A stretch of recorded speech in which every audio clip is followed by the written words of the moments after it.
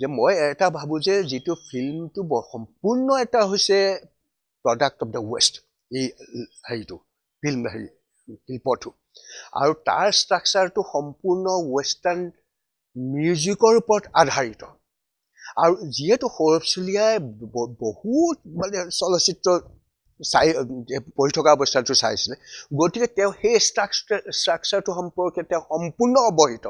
আৰু তেওঁৰ গল্পৰ মাজত সেই ষ্ট্ৰাকচাৰটো আমি অনুভৱ কৰোঁ যিটো ৱেষ্টাৰ্ণ ক্লাছিকেল মিউজিকৰ যিটো ষ্ট্ৰাকচাৰ সেই ষ্ট্ৰাকচাৰটো ৱেষ্টাৰ্ণ ফিল্মবোৰত পাওঁ আৰু সেই তাৰ প্ৰভাৱ আমি সৌৰভ চলিহাৰ গল্পত অনুভৱ কৰোঁ সৌৰভ চলিহাৰ গল্পত সেই তাৰ এইবিলাক সম্পূৰ্ণ অনুভৱ কৰোঁ আৰু সেইকাৰণে সৌৰভ চলিহাৰ যিটো চিনেমেটিক ইমেজিনেশ্যন সেইটো মানে কাৰো লগত তুলনীয় নহয় যি মই এটা ধৰিছোঁ যে আমাৰ অপূৰ্ব শৰ্মাৰ গল্পৰ লগত তুলনা কাৰণ অপূৰ্ব শৰ্মাৰ মই আগতে কৈছোঁ সৌৰভ চলিহাৰ গল্পৰ কাৰণে যিটো যদি আমি ফিল্মৰ কথা ভাবোঁ যিটো তাত স্পেচ মণ্টাজৰ যিটো ব্যৱহাৰ হ'ব তাৰ বিপৰীতে সৌৰভ আমাৰ অপূৰ্ব শৰ্মাৰ গল্পত যে এটা যিটো টাইম মণ্টাজটো ব্যৱহাৰ কৰিবলগীয়া হ'ব এই কথাষাৰ মই কৈছিলোঁ আৰু এই যে মই ক'লোঁ যে কি কয় স্পেচ মণ্টাজৰ সেই বস্তুটোত কাৰণ সৌৰভ চলিহাৰ যিটো চলচ্চিত্ৰ যিটো কল্পনা সাংঘাতিক প্ৰখৰ আৰু তেওঁ সেইবিলাক বিভিন্ন ধৰণে তেওঁ পিছত যে যেতিয়াও অশান্ত লেখনটো লেখোঁতে এইবিলাকৰ তেওঁৰ হেৰি অভিজ্ঞতা ধাৰণা নাছিল কিন্তু নথকা স্বত্বেও তেওঁৰ মাজত ইতিমধ্যে এই বস্তুবোৰ প্ৰতিত হৈছে তেওঁ এটা ইনবৰ্ণ হেৰি এটা আছিল আৰু সেইকাৰণে তাৰে যিটো বৃদ্ধি বা বিকাশ ঘটিল ইউৰোপলৈ যোৱাৰ পিছত তেওঁৰ গল্পত চলচ্চিত্ৰৰ এটা ৰূপ দেখা যায় মই এইটো নাজানো যে তেওঁ চলচ্চিত্ৰৰ প্ৰতি কিমান অনুৰক্ত বা চলচ্চিত্ৰৰ সৈতে তেওঁ কিমান ইনভলভ কিন্তু এইটো তেওঁৰ গল্পৰ মাজেদি গম পোৱা যায় যে পশ্চিমত থাকোঁতে ইংলেণ্ড বা জাৰ্মানীত থাকোঁতে তেওঁ নিশ্চয় বহু সংখ্যক পাশ্চাত্য চলচ্চিত্ৰ চাইছে আৰু এজন চেনজিটিভ লেখক হিচাপে এজন যথেষ্ট পঢ়া শুনা কৰা আধুনিক মনৰ মানুহ হিচাপে সেই চলচ্চিত্ৰবোৰ চোৱাৰ মাজেদি চলচ্চিত্ৰৰ বিভিন্ন কাৰু কৌশল তেওঁ হয়তো মনেৰে সেইবোৰ আয়ত্ত কৰিব পাৰিছে দুপৰীয়া গল্পটো কেৱল কথোপকথনৰ মাজেদিয়েই তেওঁৰ গল্পটো লৈ গৈছে কিন্তু তাৰ যিবোৰ বেকগ্ৰাউণ্ড তেওঁ তৈয়াৰ কৰিছে তাৰ মাজত সেই কথোপকথনৰ মাজেদি সেইবোৰত চলচ্চিত্ৰগত আভাস দেখা দেখিকেই আছে প্ৰায়বোৰ গল্পতে অশান্ত ইলেক্ট্ৰনতেই ধৰিব পৰা যে এটা চলচ্চিত্ৰগত কাঠামো এটা তেওঁৰ গল্পত প্ৰচন্নভাৱে থাকে যে এজন চলচ্চিত্ৰকাৰৰ বাবে সেইকাৰণে তেওঁৰ গল্প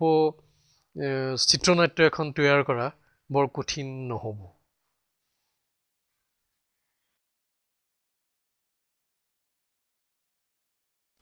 কণ্টেম্পৰৰী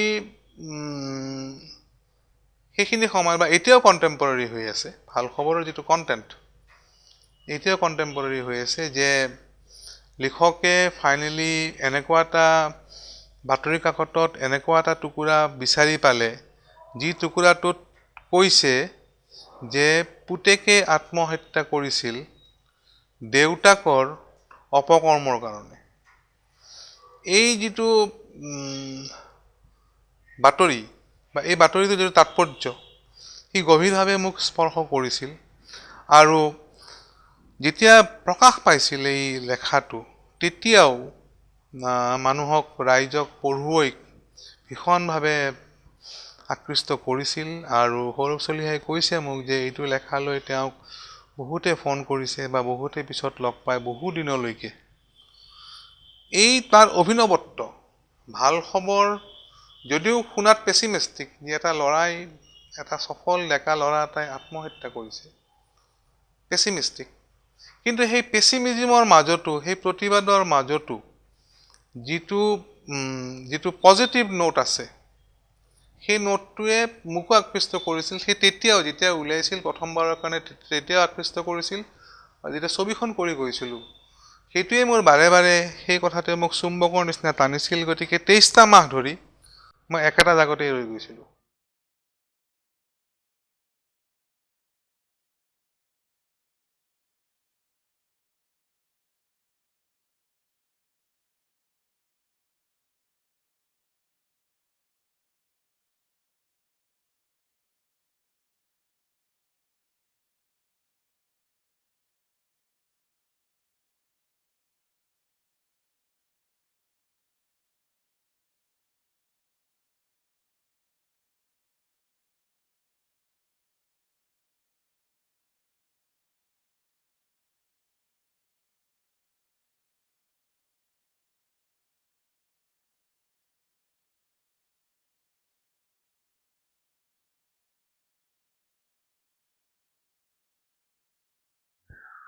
সৌৰভ চলিহা আৰু সুৰেন্দ্ৰনাথ মেধি এই দুজনৰ মাজত এটা মই জানো যে সৌৰভ চলিহা হৈছে এজন সেই সুৰেন মেধি নামৰ মানুহজনৰ লেখক সত্তাটো সৌৰভ চলিহা তেওঁ যিটো গতিকে সুৰেন মেধিৰ যিবিলাক জীৱনৰ অভিজ্ঞতা সেই অভিজ্ঞতাবোৰ কিন্তু গল্পত প্ৰকাশিত হৈছে সৌৰভ চলিহাৰ মাজেদিহে গতিকে সৌৰভ চলিহা আৰু সুৰেন মেধিক আমি একাকাৰ কৰাটো উচিত নহ'ব কাৰণ মই এটা ভাবোঁ যে সৌৰভ চলিহাই যিবোৰ গল্প লিখিলে সেই গল্পবোৰৰ মাজেদি আমি সুৰেন মেধিৰ জীৱনটো অনুধাৱন কৰিব নোৱাৰোঁ যিটো সুৰেন মেধি কি ধৰণে ডাঙৰ হ'ল ক'ত পঢ়িছিলে কেতিয়া জেললৈ গৈছিল কেতিয়া ৰূপলৈ গৈছিল এইবিলাক মানে সৌৰভ চলিহাৰ গল্প পঢ়োঁতে কোনো প্ৰয়োজন মই অনুভৱ নকৰোঁ মই সৌৰভ চলিহা হিচাপেই জানো আৰু মই তাতেই সন্তুষ্ট মই সৌৰভ চলিহাৰ মাজৰ অন্য এজন সুৰেন মেধি বিচাৰি যাবলৈ মই নিবিচাৰোঁ আৰু মই যেতিয়া সৌৰভ চলিহাৰ লগত কেতিয়াবা কথা পাতিছোঁ ফোনত কথা পাতিয়ে ভাল পাওঁ মই কাৰণ তেতিয়া তেওঁ সৌৰভ চলিহা বুলি অনুভৱ কৰোঁ অন্য এজন মানুহ বুলি অনুভৱ নকৰোঁ গল্পকাৰ সৌৰভ কুমাৰ চলিহা আৰু প্ৰবন্ধকাৰ সুৰেন্দ্ৰনাথ মেধি নিশ্চয়কৈ দুজন বেলেগ মানুহ মই যেতিয়া সুৰেন্দ্ৰনাথ মেধিৰ মানে প্ৰবন্ধ পঢ়ি থাকোঁ মই মানে সৌৰভ চলিহাৰ গল্পত এতিয়া মই গল্পকাৰজনক বিচাৰি নাপাওঁ আৰু আচলতে মই ভাবোঁ যে এটা মানে 4 লেন যেন লাগে মানে ডিভাইডাৰৰ এফালে মানে গাড়ীবোৰ আহি আছে এফালে গাড়ীবোৰ গৈ আছে কিন্তু সেই গাড়ী অহা বা গাড়ী যোৱা কিন্তু লক্ষ্য এটা থাকে সেই লক্ষ্যত কিন্তু গল্পকাৰজনো সুনিৰ্দিষ্ট গল্পকাৰজনৰ লক্ষ্য সম্পৰ্কে খুব এটা সুনিৰ্দিষ্ট ধাৰণা আছে আৰু যিজন প্ৰবন্ধকাৰ সুৰেন্দ্ৰনাথ মেধিৰো এটা সুনিৰ্দিষ্ট ধাৰণা আছে এটা মানে হিচাপ বুলি ক'লে ভুল হ'ব কিন্তু এটা নিৰ্দিষ্ট এটা লক্ষ্য আছে আৰু সেই লক্ষ্য হৈছে লক্ষ্যত অৰ্থ বিচাৰি পোৱাৰ যিটো হাবিয়াস সেই হাবিয়াস সৌৰভ চলিহা গল্পকাৰজনৰ আছে সুৰেন্দ্ৰনাথ মেধি প্ৰবন্ধকাৰজনৰ আছে বহু সময়ত সৌৰভ চলিহাৰ আটাইতকৈ মোৰ যিকেইটা ভাল লগা গল্প বিনাকুটিৰ বাসন্তিকা ৰাতিৰ ৰেল বা সিহঁতেও পাহাৰ বগালে সৌৰভ চলিহা ছাৰে নিজেও এবাৰ এই কথাটো কৈছিলে মই সৌৰভ চলিহাক সুধিছিলোঁ যে ছাৰ এতিয়া যদি আপুনি আকৌ আপোনাৰ গল্পবোৰ পঢ়ি চায় বা আপুনি যদি এতিয়া আকৌ গল্প লিখিবলৈ দিয়ে আপুনি দুটাৰ মই অপশ্যন দিলোঁ এটা আপোনাৰ অশান্ত ইলেক্ট্ৰন আৰু আনটো আপোনাৰ সিহঁতেও পাহাৰ বগালে আপুনি কোনটো মানে বিচাৰিব বা কোনটো চুজ কৰিব তেতিয়া ছাৰে ক'লে যে অশান্ত ইলেক্ট্ৰনত ইমান স্পীড মোৰ ভয় লাগি যায় মই নোৱাৰোঁ এতিয়া কিন্তু ছাৰে ক'লে যে নহয় কিন্তু মই সিহঁতেও পাহাৰ বগালে মোৰ এতিয়া ভাল লাগে তেওঁ মানে সেই কথাটো ক'লে যে ইমান স্পীড যে মোৰ মানে ভয় লাগে গল্পটো কিন্তু সিহঁতেও পাহাৰ বগালে সৌৰভ চলিহাৰ ভাল লাগে গতিকে আপোনালোকে সেই অশান্ত ইলেক্ট্ৰনত আপুনি মানে পষ্ট ইণ্ডিপেণ্ডেণ্ট যিটো অসমৰ নহয় মানে ভাৰতৰ মানে সেই যিটো এটা অশান্ত চৰিত্ৰ সেই চৰিত্ৰটো আছিল তাৰ বিপৰীতে আপুনি সিহঁতেও পাহাৰ বগালে দেখিব যে এটা মানে হৃদয়ৰ এটা ব্যাপ্তি জীৱনৰ এটা ব্যাপ্তি সেই দুইটা বস্তু আছে। গতিকে লক্ষ্য উদ্দেশ্য সৌৰভ চলিহাৰ সদায় থাকে। কিন্তু এইটো কথা মানে নিশ্চিতভাৱে মই ক'ব বিচাৰোঁ যে সৌৰভ চলিহাৰ সেই কথাবোৰ মানে খুব হেৰিকৈ থাকে, মানে স্পণ্টেনিয়াছলি থাকে। গতিকে সৌৰভ চলিহাৰ এটা কথা ঠিক, কিন্তু সৌৰভ চলিহাৰ প্ৰবন্ধ পঢ়ি থাকিলেও কেতিয়াবা গল্প পঢ়ি থকা যেন লাগে, আৰু সৌৰভ চলিহাৰ গল্প পঢ়ি থাকিলে কিন্তু প্ৰবন্ধ পঢ়ি থকা যেন নালাগে। সৌৰভ চলিহাৰ গল্প পঢ়িলে কাহিনী পঢ়ি থকা লাগে। কাহিনীৰ সেই বিস্তৃতি সৌৰভ চলিহাই দিব পাৰে। গতিকে গল্পকাৰ সৌৰভ কুমাৰ চলিহা আৰু প্ৰবন্ধকাৰ সুৰেন্দ্ৰনাথ মেধি দুজন বেলেগ ব্যক্তি। আৰু মই যিটো কৈছোঁ যে ডিভাইডাৰৰ এফালেদি গাড়ীবোৰ গৈছে, এফালেদি গাড়ীবোৰ আহিছে, দুজন বেলেগ ব্যক্তি, কিন্তু কোনোবা এটা লক্ষ্য, কোনোবা উদ্দেশ্যলৈ গৈছে। সেই লক্ষ্য উদ্দেশ্যটোৱেই হৈছে লক্ষ্য উদ্দেশ্যটোক মানে দিব পৰাটোৱে মই ভাবোঁ সৌৰভ চলিহাৰ অসমীয়া সাহিত্যৰ প্ৰতি দিব পৰা আটাইতকৈ ডাঙৰ অৱদান।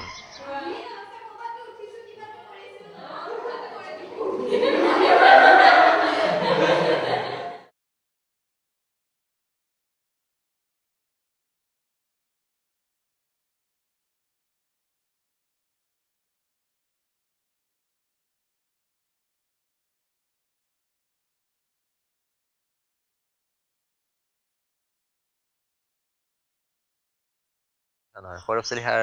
কোনো অতীত নাই, সৌৰভ চলিহাৰ কোনো ভৱিষ্যত নাই। সৌৰভ চলিহা সদায় বৰ্তমান, সৌৰভ চলিহা আজিৰ।